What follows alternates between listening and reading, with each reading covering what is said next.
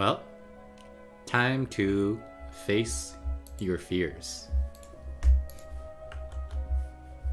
Well, hopefully this went well. And if it didn't, well, you'll find out, I guess. So, just a word of note. One, the mark scheme isn't out for those that are just teachers, such as myself. So this is more or less a blind first playthrough. And we're just going to see how it goes. Obviously, I probably will make small mistakes here and there, but overall, I don't know. It'll still probably be right, and I'll still probably get close to a perfect score, but that's just how it is. I have heard from my students, though, that it was a little odd, but whatever. This is SL, paper 1. So we have 3 points, A, B, C, and then there's a line that's going to pass through A and is perpendicular to the line that connects B to C. And then we need to find an equation of L, so the equation of the line. Okay, so this is good, because to get the equation of the line, the easiest way to do things is to use... Hold on, let me change my pen. It's being all wonky.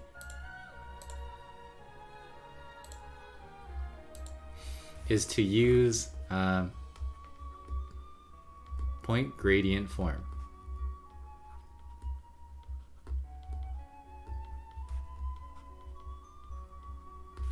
Which is the y minus y1 equals m times x minus x1, where x1 and y1 are your point, and we know what point we're using because it tells us that we need to go through the point A.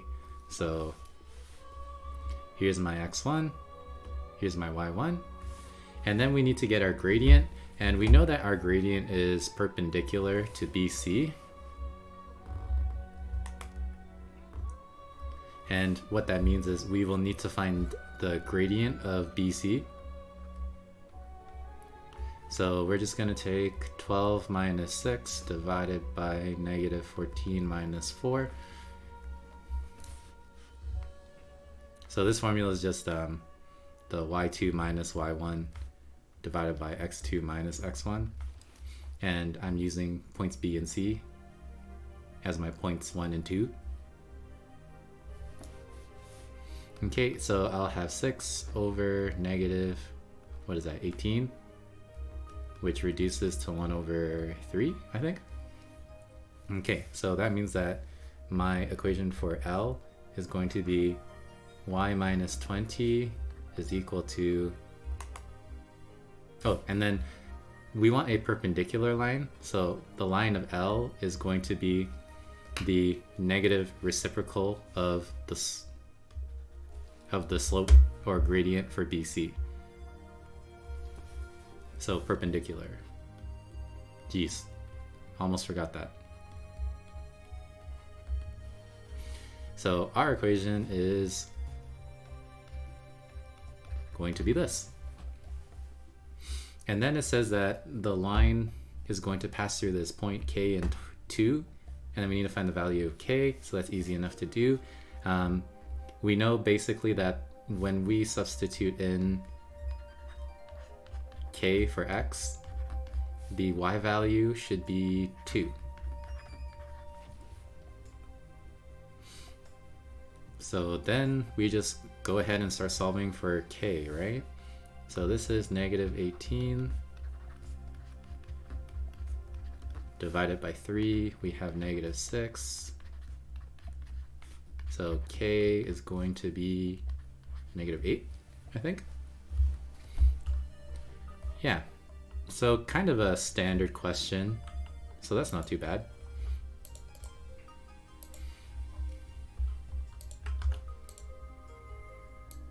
And then as you can see, this is literally a picture of the physical copy from my phone. Well, actually, maybe you can't see, but you can, it's kind of low quality. Okay. We have this expression, and then we can rewrite this expression like this, and then we need to find the value p, which is this exponent. So if you notice, there's no denominator anymore. So there's a couple of ways that we can do this. You can divide these, which is probably the easiest way. And we're going to divide each term separately. And then these will cancel. So then that gives you your 3. And then what we're going to do is we are going to rewrite this. Let me use a different, whatever. Okay. We are going to rewrite this square root x in our denominator as an exponent.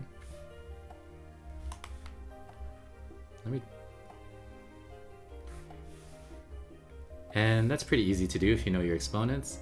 First off, this is x, and then it's a square root, so that's to the power of 1/2, and it's in our denominator.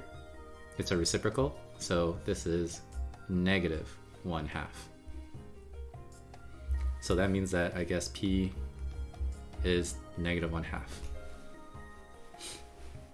Hence, find the value of this integral.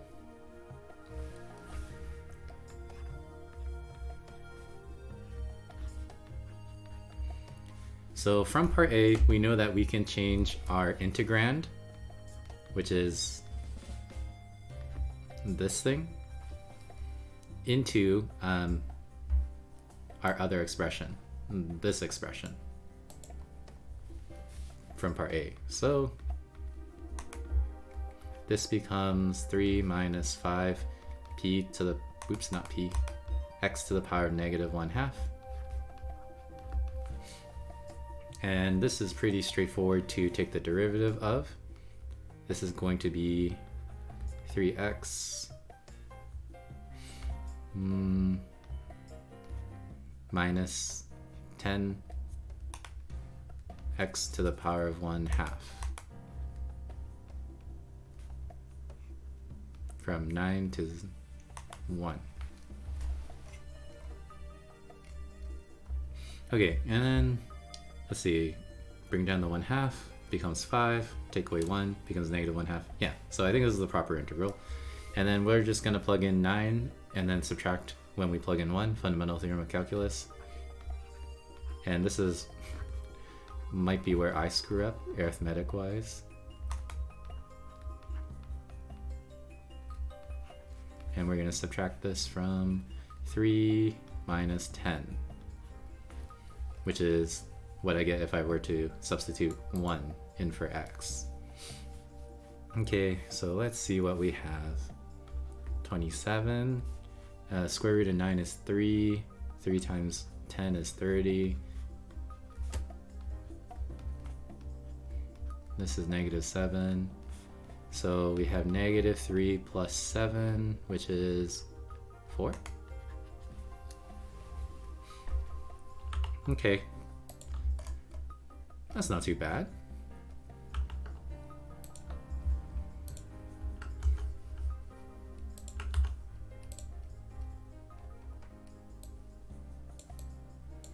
And okay, we got a box and whisker plot. Okay, a survey at a swimming pool is given to one adult in each family. The age of the adult is A, and then the age of their oldest child is C. Then the age of the children are summarized in a box and whisker diagram. Okay, so this is just the children. Find the largest value of C that would not be considered an outlier. Okay, so outliers are basically 1.5 times the interquartile range from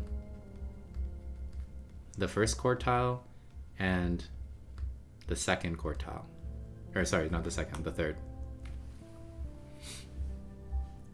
So I need to find the IQR, and IQR is Q3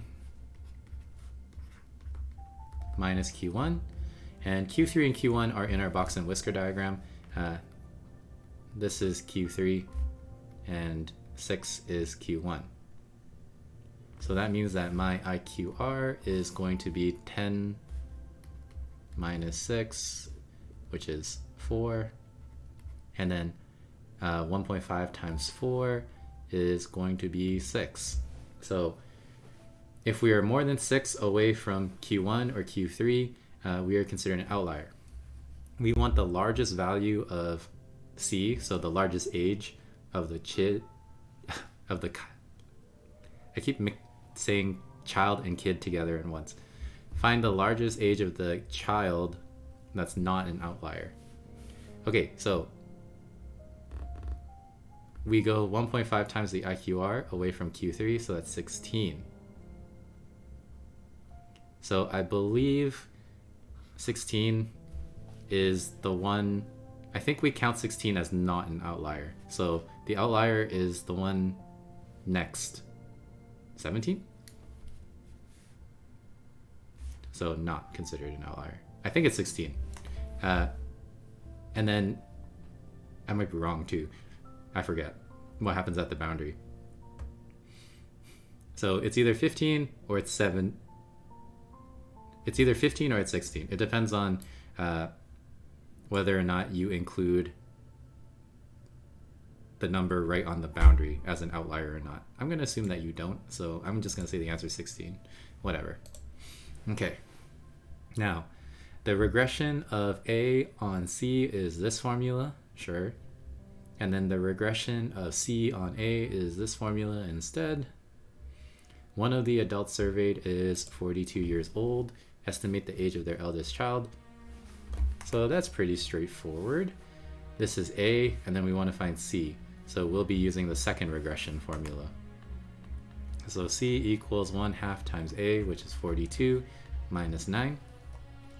So their eldest child is going to be 21 minus 9, which is 12.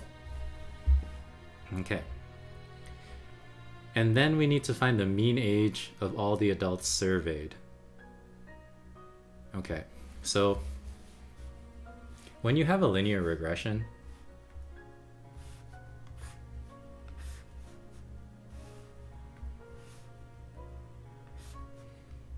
it has to go through the mean point, which is the average x value. Well, I guess in this case, the average a value, or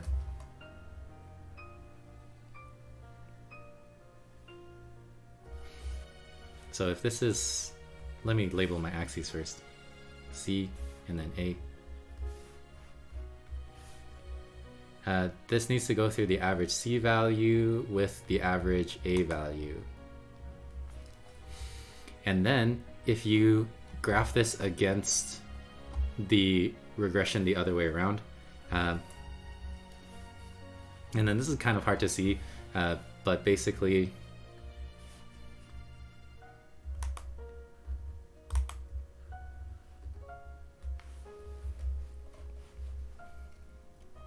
the intersection of both the regressions will be the mean point. And that's just something you need to know. It's part of your curriculum. And what that means is we need to solve for their intersection. And then this is a little confusing because of the way they switched C and A. I'm pretty sure we're just going to, for the simplicity's sake, I'm going to write the first one and the second one using X and Y.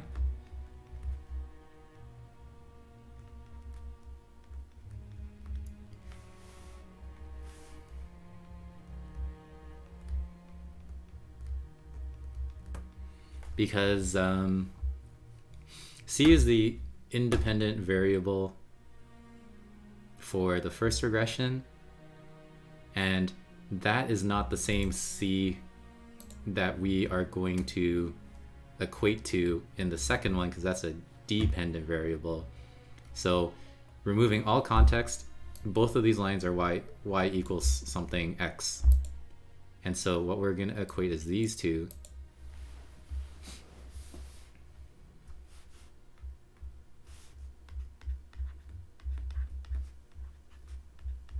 because they're both the dependent variable.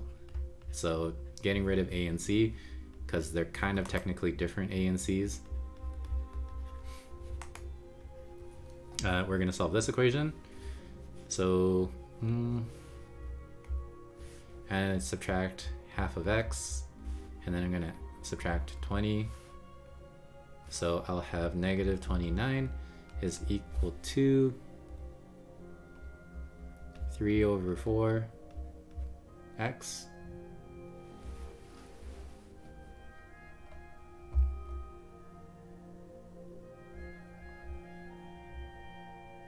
And then I'm just checking if I wrote my formulas correctly. But then this doesn't make that much sense, because then I'm going to get a negative answer. So do you just equate them as they are? Maybe you do.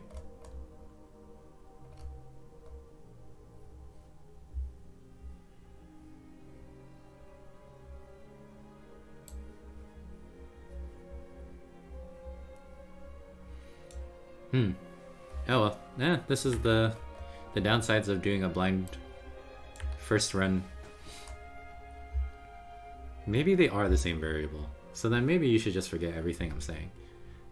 Okay, we're finding their intersection, equate them, but obviously you can't equate them unless they are both like equal to one variable. So I'm just going to say that a is equal to 2c plus 18. So if I solve this one for a, I'm going to add 9 and then times everything by 2. So I'll get that. Okay, let's see if this works. Then I can equate this a to the other a. And so I'll have 7 over 4 c plus 20 is equal to 2c plus 18.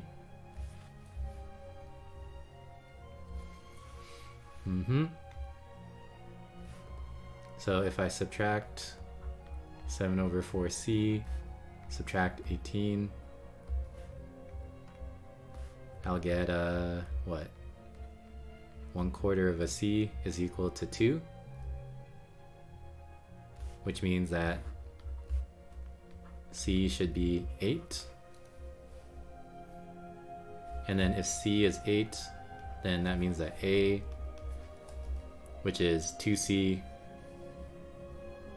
plus 18. What's 16 plus 18? 34. So your average age of your adult is 34. Your mean age. Okay, that sounds better than what I first did. I'll leave a comment saying to skip until I start doing it correctly.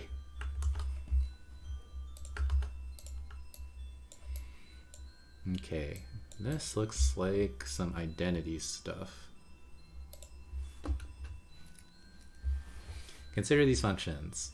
Find the composition of f of g. So we're gonna put g into f. So that's pretty straightforward. 2 marks, easy 2 marks.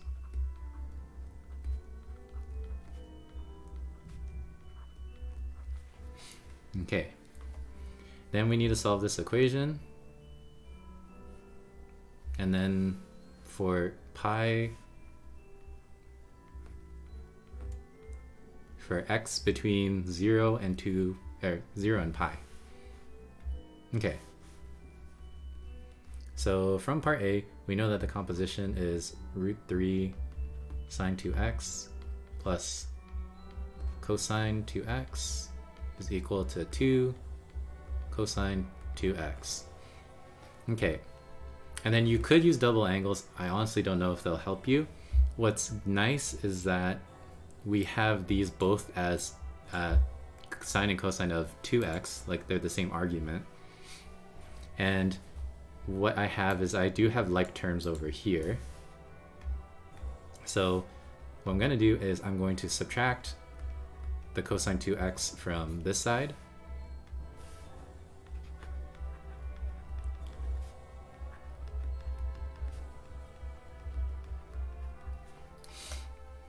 And the reason why I'm doing that is because when you do have sine and cosine in separate terms, we can divide both sides by cosine 2x.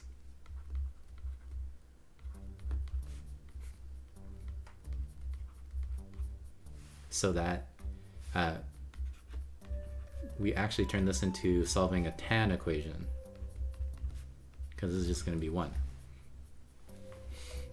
If you tried to use double angles, I think it would be very hard to get everything as the same term, because the double angle identity of this has sine and cosine in it. And then you could use the double angle identity that has sine and cosine in it, but like there's no way to really change everything into one trigonometric ratio in a nice way. However, if you have sine and cosine as separate terms, you can always just divide everything by the cosine term, and then the one with the sine turns into a tan. So anyways, we are just gonna solve this.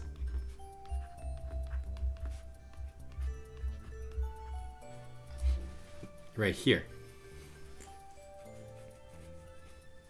Okay, and then one thing to note is that our answers are between 0 to pi, and so we are essentially solving 2x for between 0 to 2 pi, because I just multiply the entire inequality by 2. Okay, and then depending on how you learn this, it's pretty straightforward to get the answer. What I do is there are 2 answers to this according to the quadrants. ASTC is an acronym, or to help you remember which angles and which quadrants give you positive ratios. This ratio is positive, and so I'm going to have, and then this is for 2x, by the way, an answer in the first quadrant and in the second quadrant. And then if you form a right triangle, the basic like ratio of tan is the opposite over the adjacent side.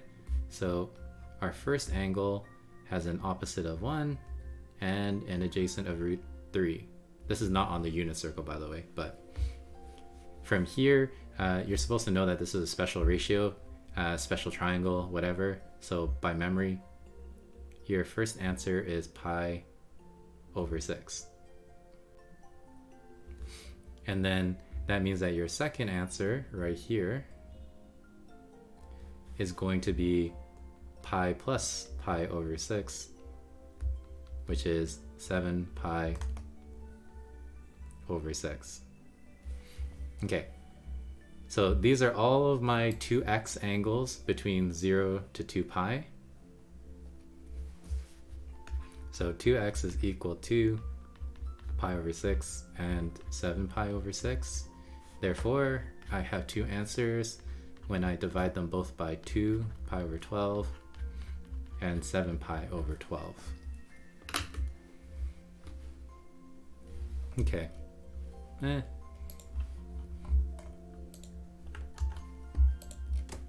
Next up, it's kind of blurry, but hopefully, oh, it kind of sharpened itself. We're going to consider the curve with this equation, okay? And then tangent to the curve at the point where x is 1, the tangent is parallel to this line, and then we need to find the value of k.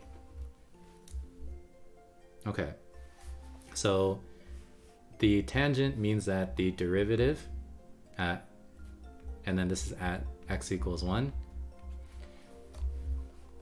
is parallel which means that it's the same gradient as this line.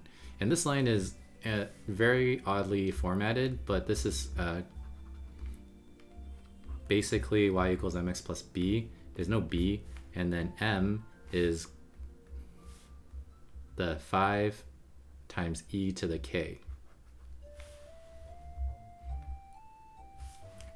So what this is saying is that the derivative, when you plug in 1, should be equal to this slope because they're parallel lines.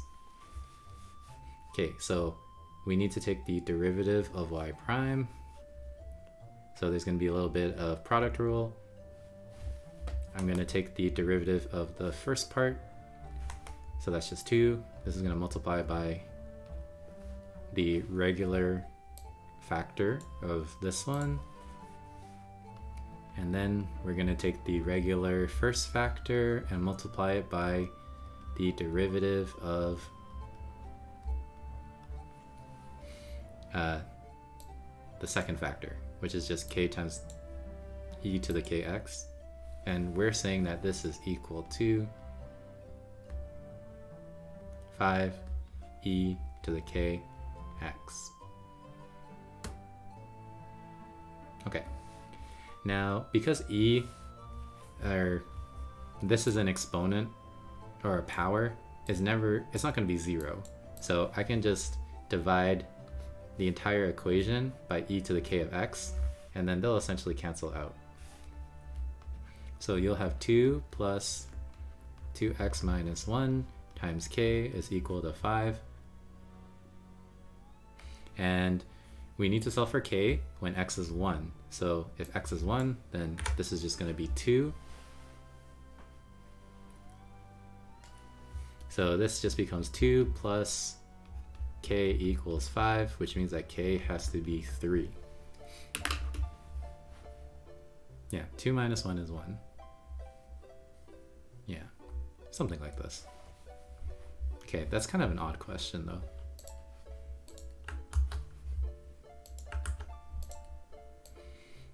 And then next up we have looks like a trig function question. You got f, you got g, they're kind of similar. Graph g is obtained by 2 transformations. Okay, so as you can see, there's been 2 changes to your graph. You have this right here, and then you have this right here. And then you just need to know your transformations. The one inside of the sign is a horizontal translation right 3 pi over 2. And then the other one is a vertical translation. And then q, it says plus q, and then q is positive. So you're going to be adding a number. So we know for sure that this is a vertical translation up q. I guess you can say units just in case they're picky. Okay. The y-intercept of the graph of g, so g is this one, is 0 and r, okay. Given that the function is greater than or equal to 7, find the smallest value of r. Okay. So if we plug in an x value of 0, we should get a y value of r. So let's just do that right now. So r is going to be equal to 4 sine of negative 3 pi over 2 plus 2.5 plus q. Okay, and then from your memory, negative 3 pi over 2 is just 1. So this is 4 plus 2.5 plus q. Yeah, right? negative 3 pi over 2 is here, so sine is just 1. Okay, so r is equal to 6.5 plus q. And then the issue is you don't know what q is, but we haven't used this piece of information, that g is greater than or equal to 7. So if you consider this graph here, it's a sine wave.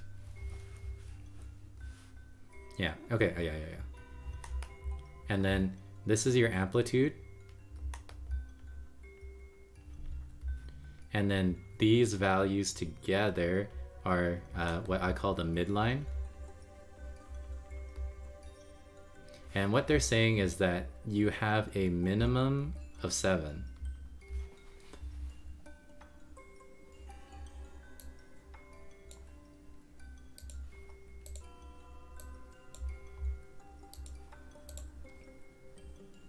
So if you were to imagine this graph,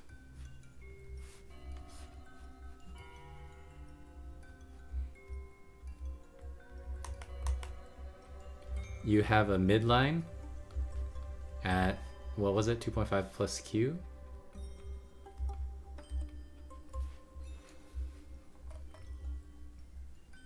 Your amplitude is 4, which means that if you were to go down 4 units, this should be your minimum.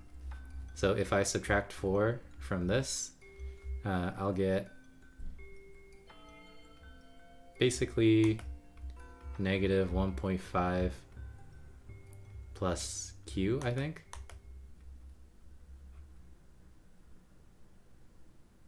And we know, again, from that piece of information here, that our minimum is actually 7.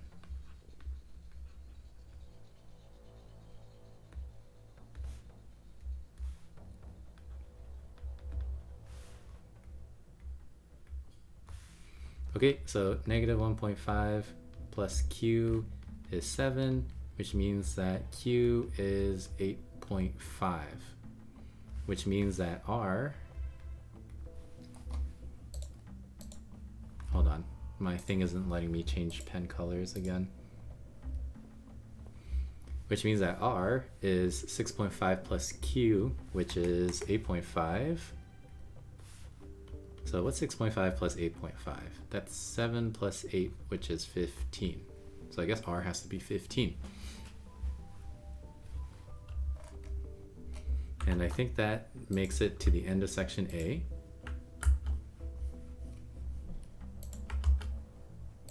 What do you mean I can't? Come on, let me paste. There you go. And then we begin the 3 large questions from section B.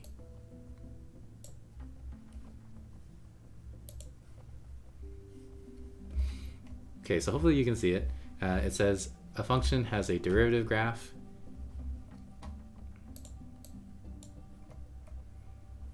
And then we have it in general form. It's a parabola.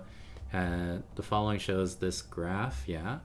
And then it has an axis of symmetry at q. Find the value of q. So axis of symmetry, this is in your formula booklet, is negative b over 2a if you are in general form. So here's your a, here's your b, and then p is your c, but you don't need that for finding axis of symmetry. So q is going to be negative 12 over 2 times 3. So this is 12 divided by 6, so 2. So this is going to be at 2. Okay. The vertex of the graph lies on the x-axis. Write down the discriminant of f. So the discriminant of a quadratic is going to tell you how many x-intercepts it has, or how many solutions, or however you want to think about it. It's that you can see it right here.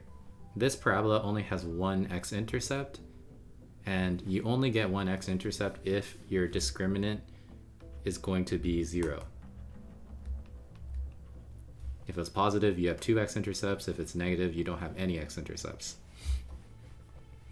Hence or otherwise, find the value p. So now that we know the discriminant is 0, and the discriminant, which is in your formula booklet, is b squared minus 4ac, we can solve for the p. I'm gonna... we'll see. So b is negative 12 squared minus 4 times a, which is 3, times c, which I think is just p. Yeah. Okay, we know that this is 0. So what is this? 144 minus 12p equals 0, which means that 144 is equal to 12p, which means that p is 12. Okay. C, find the value of the gradient of the graph of f at x equals 0. So we want the gradient of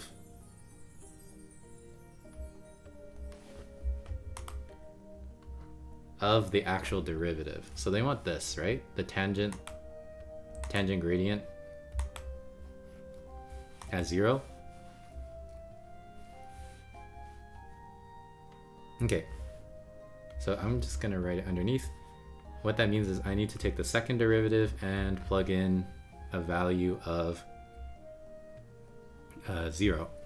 And luckily we found what our general form is. It was, what, 3x squared minus 12x plus 12, because now we found out what p is. Okay, so let's find the second derivative. That's 6x minus 12. So at 0, this is just negative 12. So there you go. Then part D, sketch the graph, which is of the second derivative. Indicate clearly x and y intercepts. So here's my function of the second derivative.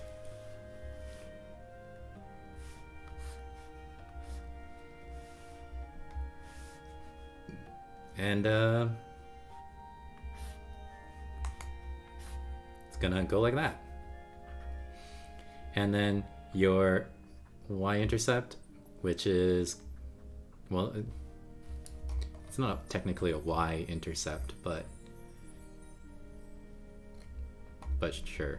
Well, actually, sure. If we say that the double derivative equals y, so let's just say that. There you go. Y equals f prime prime of x. Okay, your y-intercept is, oh, this is not to scale, is negative 12. And then your x-intercept is going to be 6. And then, or not 6, 2. This is really not to scale. Because if x is 2, then your y value is going to be 0, which is where the x-intercept is. Yeah, not to scale. Definitely not to scale. Okay, the graph of f has an inflection point at a. Write down the value of a. Inflection point is where your second derivative is 0. Well, your inflection point has to have a second derivative of 0, but not every second derivative being 0 is going to be an inflection point. However, given the context of our second derivative graph, we only have one value where the second derivative is 0, and they're saying that we do have an inflection point. So you have an inflection point at the value of 2, so a is 2. Okay. Find the values of x for which the graph of f is concave down. Concave down basically means that your second derivative is negative. So as you can see from your graph, your second derivative, which is the y values, is negative here. So what did the question say? What values of x, right? Yeah, so concave down is any x value less than 2. Any x value less than 2. Not including 2, because if you include 2, that's where it's 0, but that means that it's neither concave up nor down. Okay, and then we'll just finish this off. Well, okay, never mind. This is 2 questions.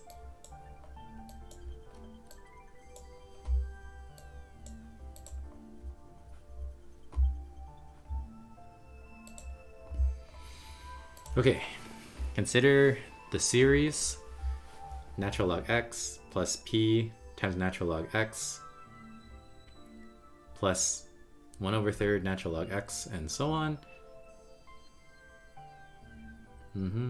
Okay, consider the k-source geometric. So if geometric, then basically to get to the next term, I'm multiplying by a common ratio.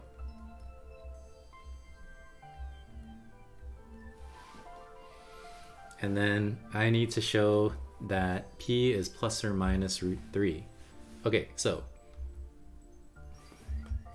p is right here.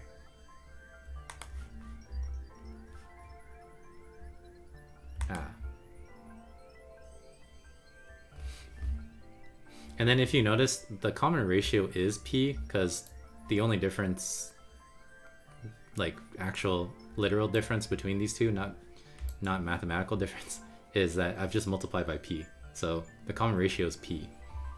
But if I look at my third term, I actually know what my third term is. It's 1/3 natural log x.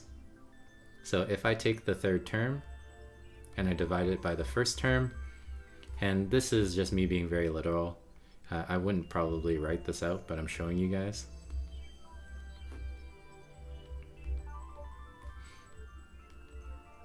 The natural log x's cancel, so you get 1/3.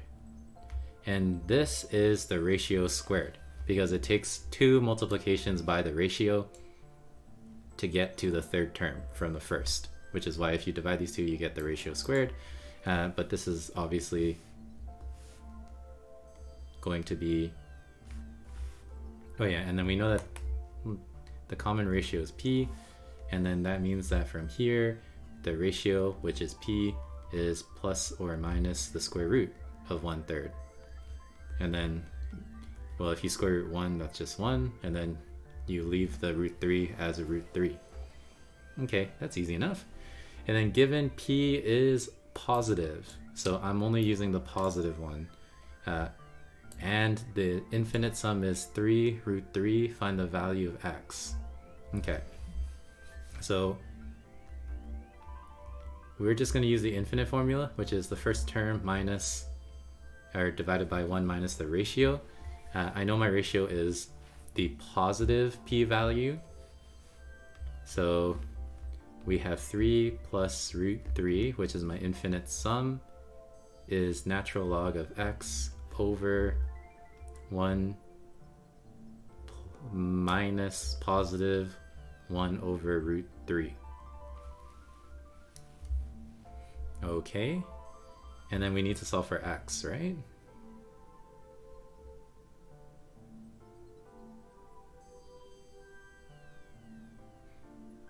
Okay, I'm gonna simplify my denominator.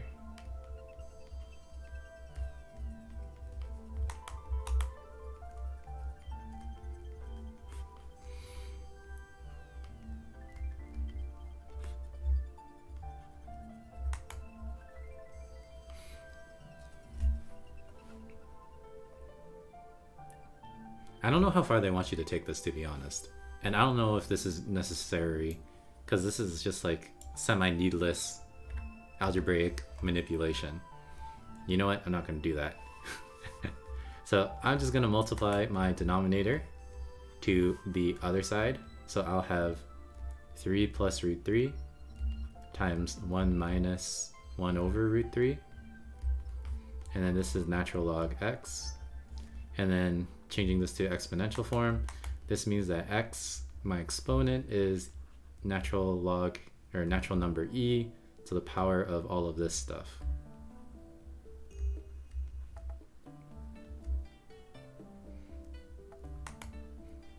And I don't know if they would like you to further multiply this out, because this is still exact and this is an answer. I'm just gonna leave it like that. And you know what? if someone was marking me on this and they took off marks, so be it. Okay. Now consider the case where it's arithmetic. So now we have a common difference. So we are adding a number each time. Show that p has to be 2 over 3. Okay, well. If I take u3 and I minus u1, this should be 2 of the common difference. So I'm kind of doing a similar setup like this, but obviously this is arithmetic, so it's about adding and subtracting now. I don't really have room.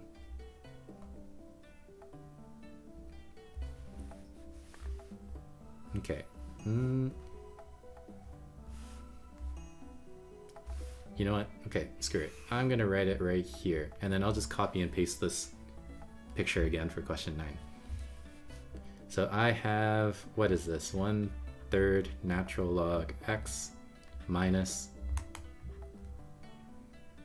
natural log x is 2 of the difference. Okay.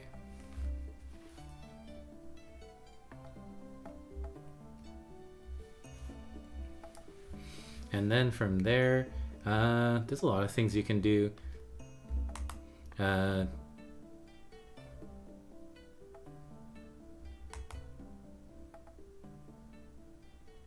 1/3 minus 1 is going to be negative 2/3 natural log x.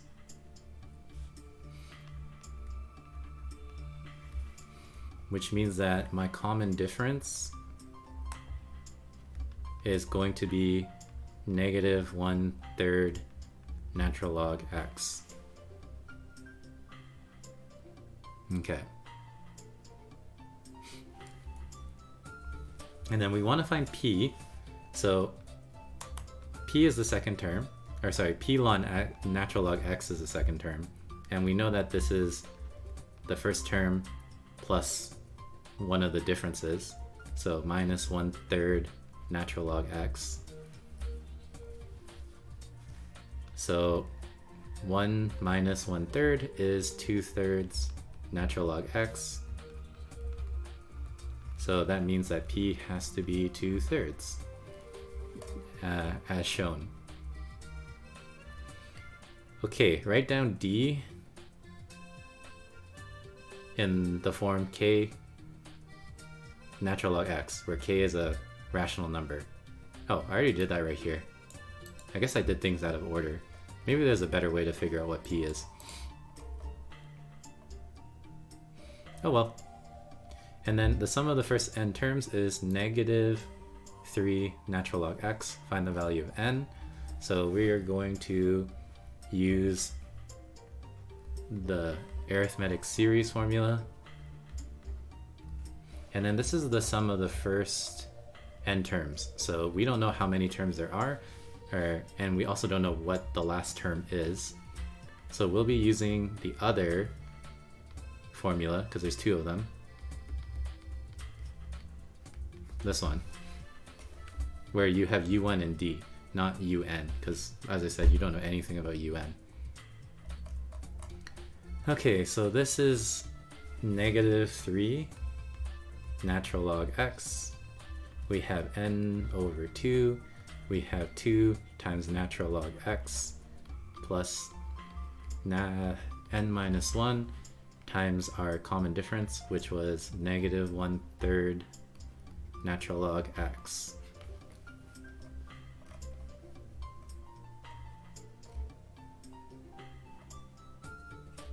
And yeah.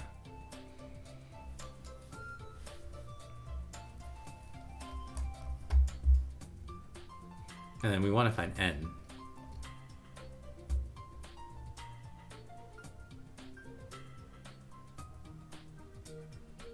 Okay, sure. Let's just fully multiply everything out and see what we get. So this is going to multiply in here and in here. So we'll have n natural log x. We will have plus n squared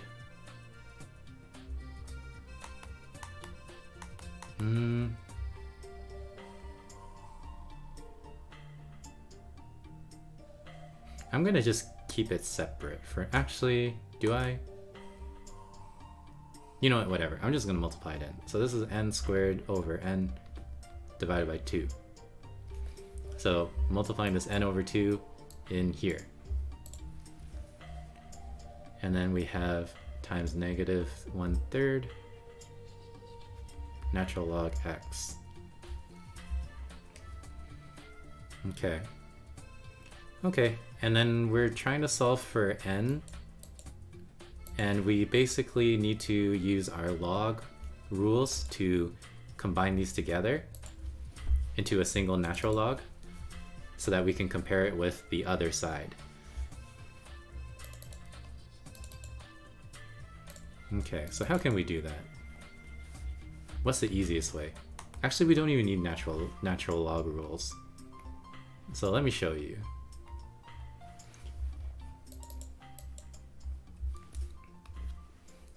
Since these are both in terms of natural log x, oops.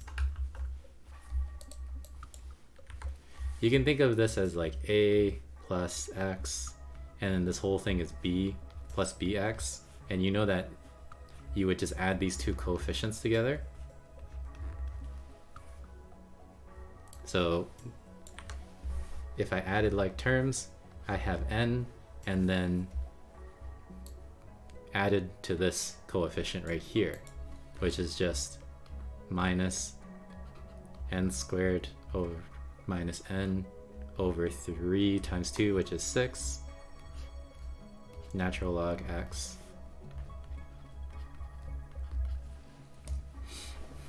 Yeah. So I'm gonna add these two together just by adding their coefficients in a very general sense. And yeah, so minus is the minus, 2 times 3 is a 6. Sure. Okay, and then from here, basically, you know that these two have to be equal to each other because you're equating coefficients, or you can just divide both sides by natural log x, because natural log x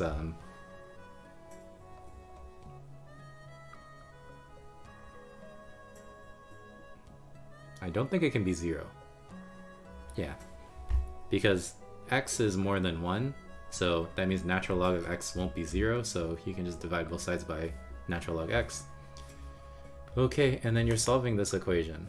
Jeez.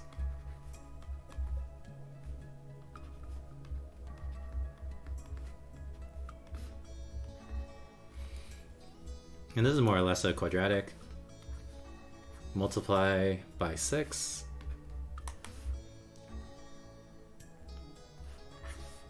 So that we don't have any denominators.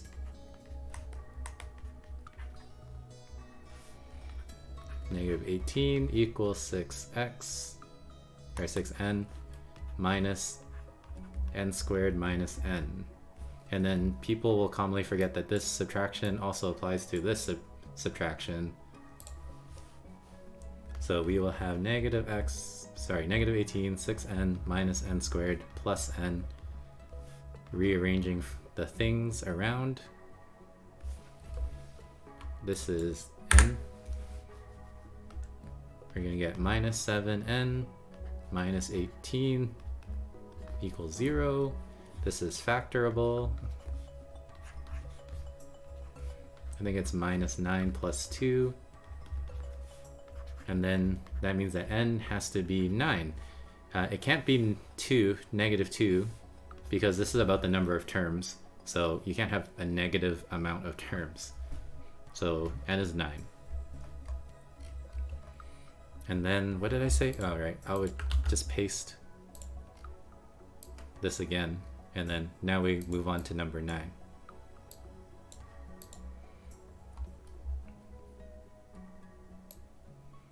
Okay, expand and simplify this in ascending powers of a.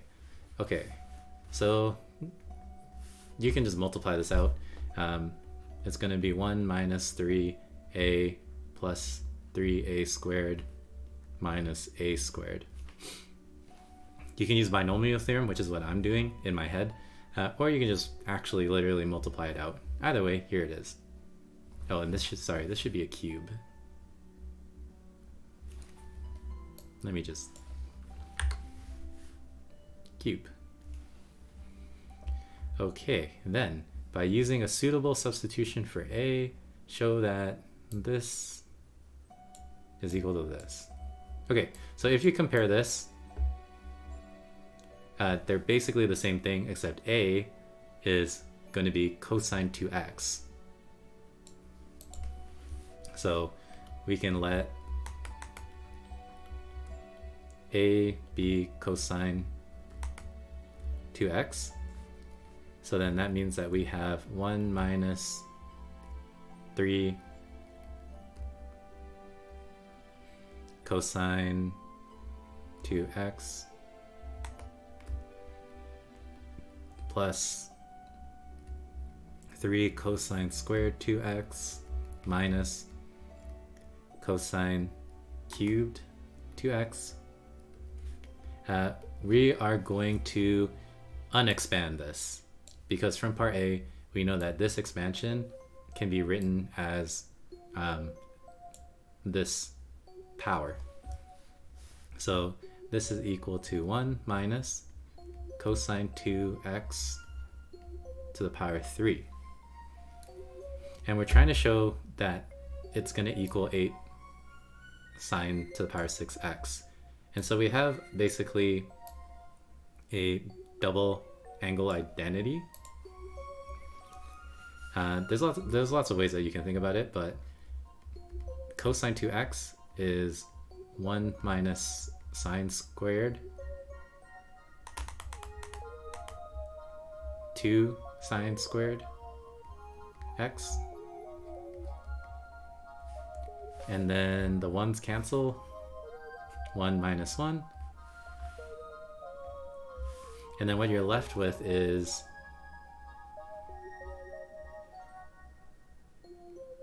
this.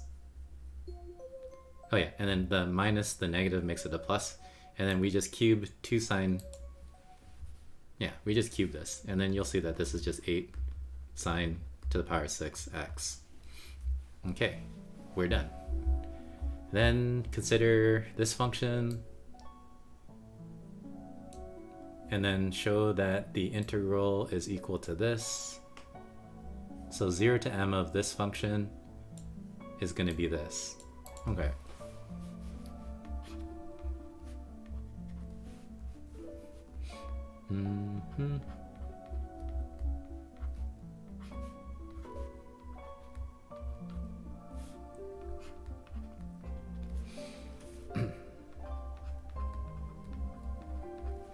So from part AII, we know that this thing is going to become just 8 sine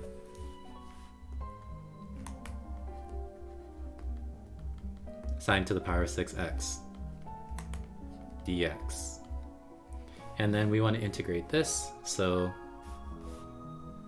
we're just going to do a u substitution.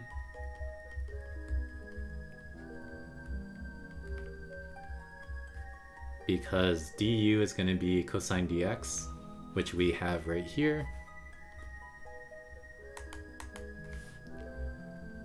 So this is going to become,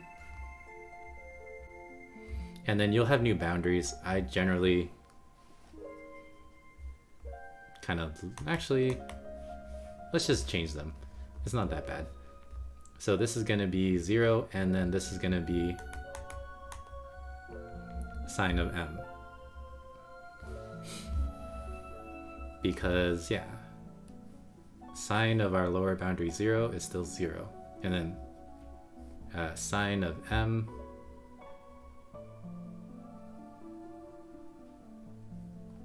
is just sine m. Okay, what's 4 times 8? 32. And then this is going to become u to the power 6 du.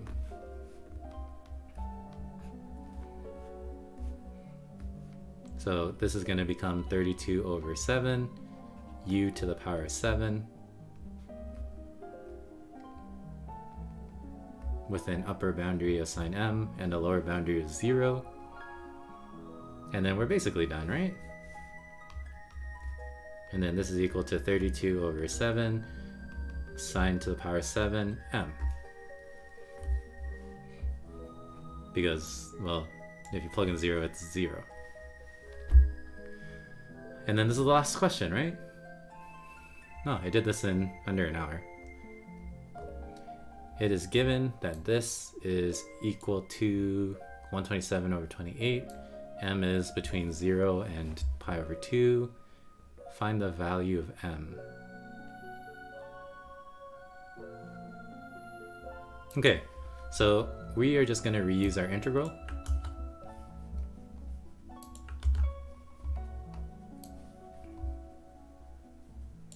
But it's going to have new boundaries, of course. It's from m to pi over 2.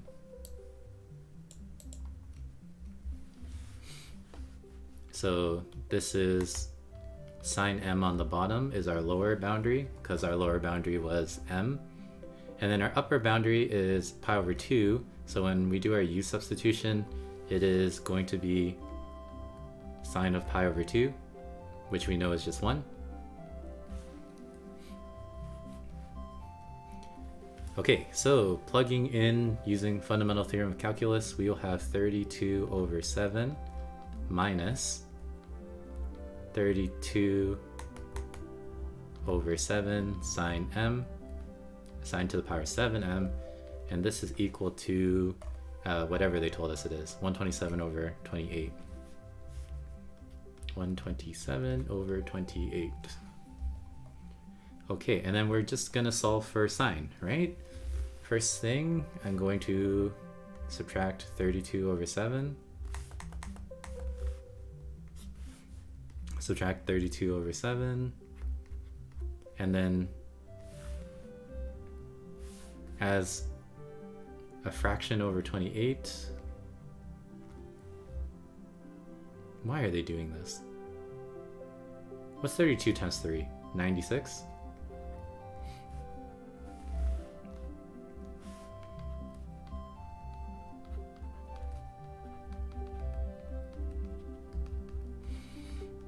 Okay, so out of 28, what's 127 minus 96?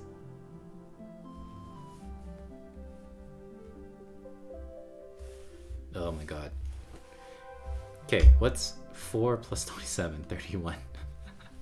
Okay, 127 minus 96 is 31, I think. And then this means that sine to the power 7m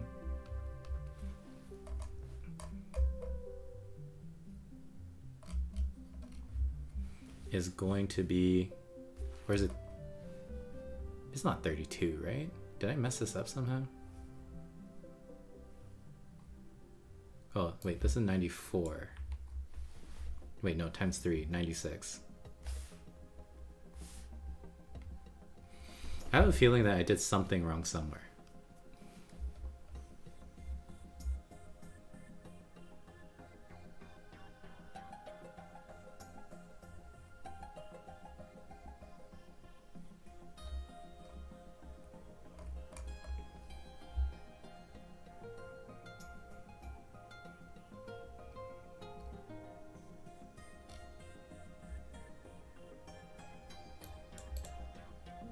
Hold on, I'm just checking this.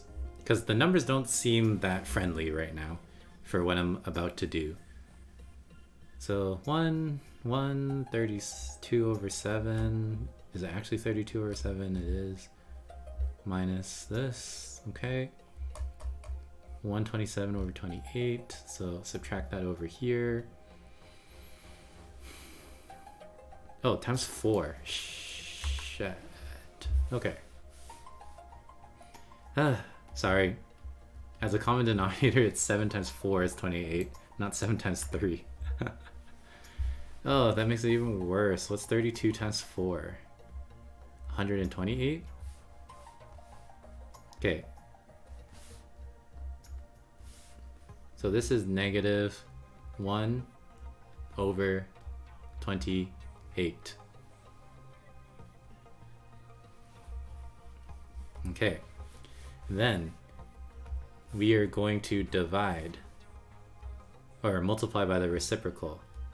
So negative 7 over 32.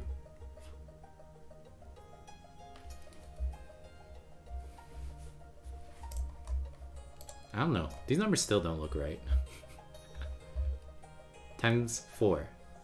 Times 4. 127 minus 128, negative 1. Multiply by the reciprocal. Okay, we'll just keep going with it because this does look a little better. So this is 4. Okay, it works out. So we end up with 1 over 4 times 32. So I know that this, after we take the 7th root, it's going to be 2 in the denominator. Because this is 2 to the power 2, and then this is 2 to the power 5. So this is just 2 to the power 7 when you multiply it out. Alright, so sine m is 1/2.